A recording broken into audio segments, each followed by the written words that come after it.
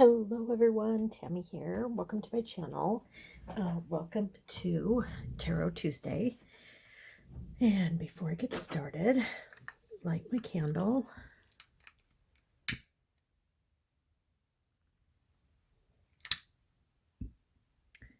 Yeah, so I light a candle when I come into my creative slash spiritual space, which I do consider my art room to be a very spiritual place for me.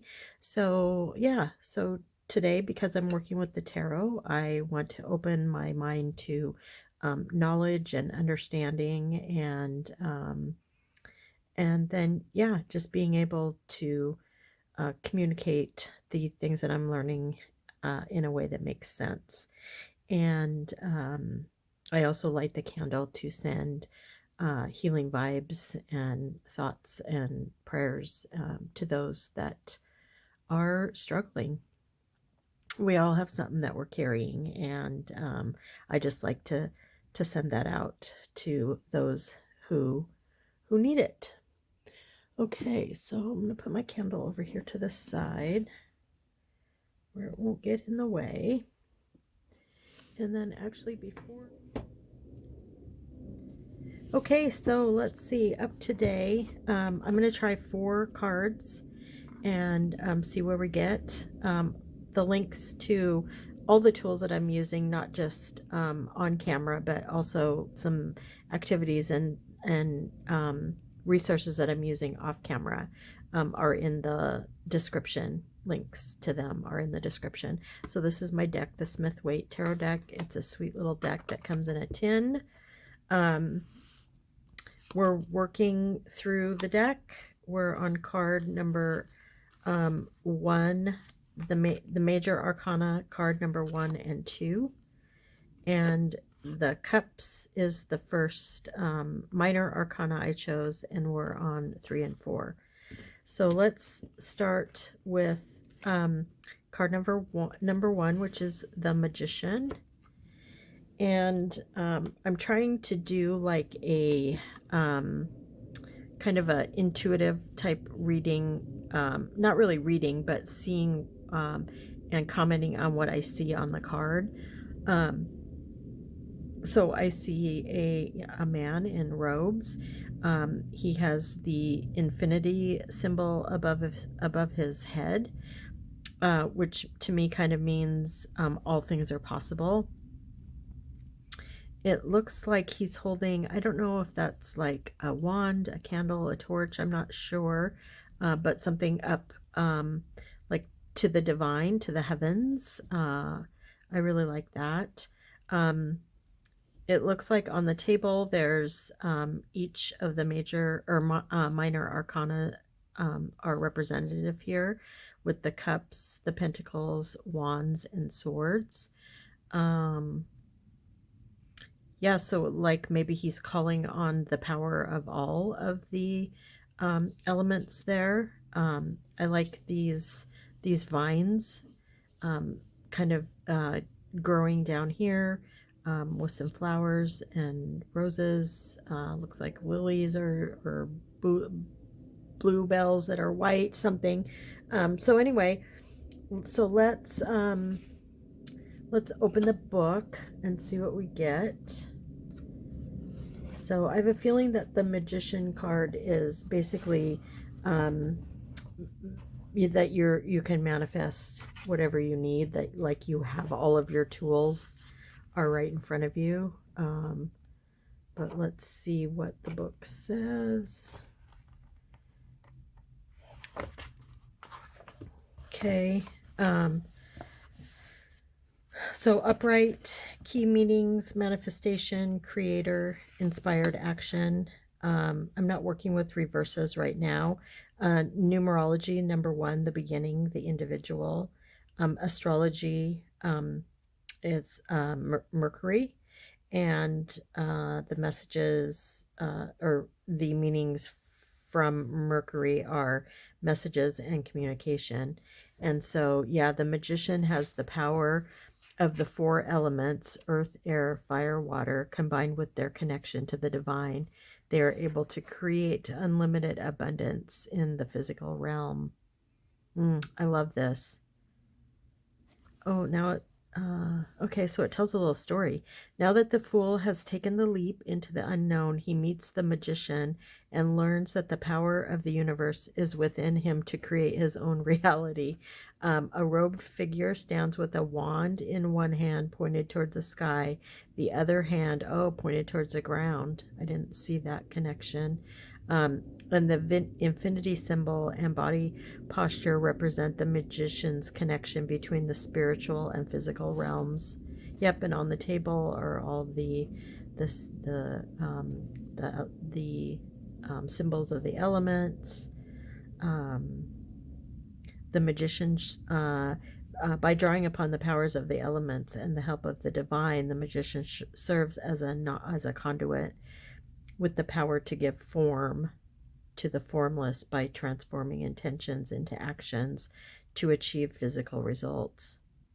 The flowers and vegetation symbolize his connection to nature and signify that purity, white, and passion red are both essential to the creation process. With divine assistance, all things are possible. Yeah, I love that. The elemental ingredients you need to be creative are always at your fingertips. This card is a reminder that you are more powerful than you know. Take action when inspired and focus on keeping each element in balance in your life. Love it. And then you are coming into your power by working with nature and spirit. Drawing this card signifies deepening your spiritual practice and co-creating your reality with the universe and / divine. Love that. Okay. Great. So let's move on to the second card that we're focusing on today, and that is number 2, the High Priestess. So let's look at what we have here. So we have 2 pillars, dark and light. I'm not sure what the B and the J mean. The crown on her head it looks kind of like the moon, full, and then the phasing on either side. This fruit, if that's what that is, it could be a flower. What is that fruit that has the little soury seeds that you eat? I can't remember what it's called. I cannot remember. Okay, so anyway, she's wearing robes. She looks to me to be like a religion isn't quite the right word, but I think it maybe is in this case. She's wearing a cross for Christianity, and it looks like this is the Torah that she's holding. She has a moon symbol at her feet. Not sure what's going on back here. Something. So it looks like, yeah, I'm not sure. So let's read it, see what it says. So she's maybe calling on, I don't know, fruits of nature. Don't know. Let's see what it says. Upright meanings, intuition, self-knowledge. Numerology is 2, which is duality, balance, and harmony. Okay, so that must be what these 2 pillars mean, dark and light. So the balance. For astrology, this card represents the moon, so it's emotions, intuition, and feminine energy. The High Priestess, like the moon, sees through the darkness, illuminating what is hidden and reminding us all that we need to know reminding us all that we need to know is already within us. So interesting, kind of along the same lines as the Magician card. Seated between 2 columns, one light, one dark. The high priestess represents the balance that exists naturally in our dual natures. Yeah, her headdress evokes the waxing, full, and waning phases of the moon, symbolizing progression of seasons of a woman's life from maiden to mother to wise crone. The religious icons she wears and holds include the cross and the Torah, which reflect the popular beliefs of the time period of which the deck was created, but are also symbolic of the high priestess's devotion to her spiritual practice. So this is a pomegranates. That was what I was trying to think of. Behind her hangs a tapestry covered with pomegranates, symbols of fertility and feminine energy. Oh, that obstruct her view of the water, representing emotions. The crescent moon on her feet symbolizes her connection to lunar power and the intuition. Okay, so connecting to the divine is an internal process. Your intuitive higher self can be channeled at any time by looking within. She urges you to clear your mind and ask your heart for the answers you seek. The answers are already within you. Personal and spiritual. Go within to connect to your divine guidance, since strengthening your intuition deepens your spiritual practice. Trust yourself and follow your intuition, even if where it leads you might not make logical sense at first. I'm glad they put that in there, because sometimes when I am reading, doing a reading for myself, I have no idea what the card is trying to tell me. So I like this to follow your intuition, even if it doesn't make sense. Okay, cool. Okay, so then we move on to cups, which cups, the element for cups is water, which is emotions. And let's see what we have here. Whoops, I wanted to look at the card first. So, okay, so this appears to be three women. They're holding up their cups, like maybe to the divine, maybe in salute or cheers, doing a toast. They look a little bit celebratory to me. And I guess these could be maiden mother crone, but you can't really tell from this picture. There's some vegetation. This actually even looks like a little pumpkin, maybe. So yeah, I'm getting celebrate from this. So we'll see if that's what the book says. Okay, yeah, so upright meetings, celebration, togetherness. Numerology 3 is community and creativity. Oh, I like that. Rejoice and celebrate with the people you both care about and allow... Wait, I'm going to read that again. Rejoice and celebrate with the people you care about and allow your connections to lift your spirits.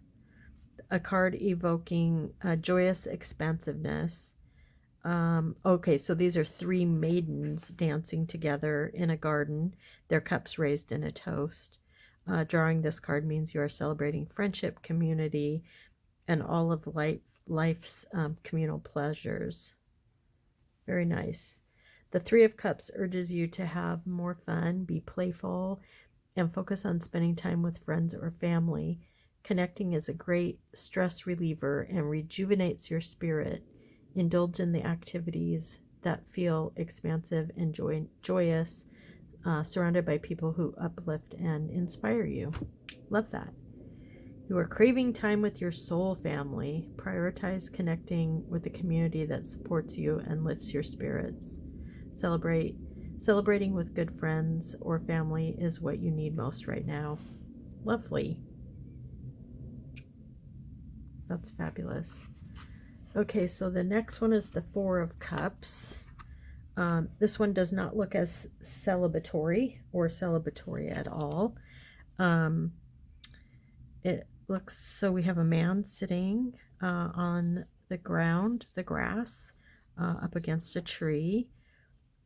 He has 3 cups in front of him that he appears to maybe be in prayer or meditation or looking there, and it looks like the universe, the divine, is trying to actually hand him the 4th cup.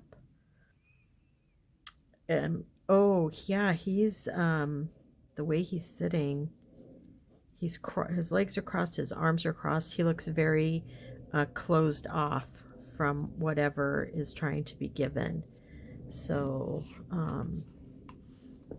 let's look at that.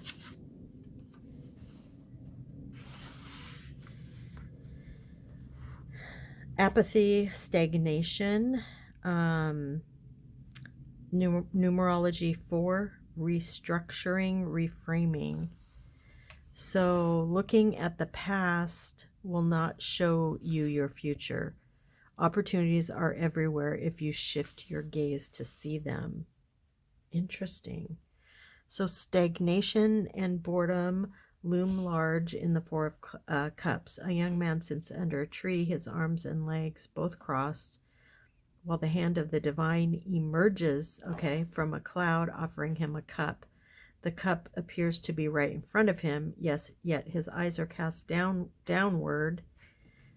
Yet his eyes are downcast, gazing numbly at the 3 other cups in front of him. His body language is closed off from receiving anything, showing that he's protecting himself from feeling vulnerable. Ah, interesting. He cannot see a glowing new opportunity because he is too focused on the cups in front of him. These cups represent the past situations that were unfulfilling in some way. He wants to experience fulfillment, but he doesn't seem to know how to move on. Wow, this is like a serious card if you get it in a drawing. And I have been here many times. It can be challenging to shift your perspective and get excited for something new when you've been hurt or disappointed in the past. Will the next experience just be more of the same? Will you get your hopes up for nothing? These are the types of questions posed by the Four of Cups. Like emotions, water needs to flow freely, and in this card, emotional energy is stagnant. This card serves as a gentle confrontation over outdated mindsets or aspects of your spiritual practice that aren't lighting you up the way they used to. The Four of Cups tells you it's time to open up to something new. Cultivating willingness to move from the past automatically opens new doors for you. Lovely. Well, that's great. Yeah, I like 4 seems to be really good. I don't know if I could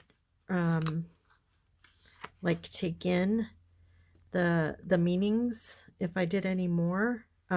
So yeah, I'll kind of sit with these cards this week and kind of see if I get any more messages. I appreciate you watching. This is it's something that I'm doing for myself. I've been wanting to learn the tarot for a very long time, and I've done random readings.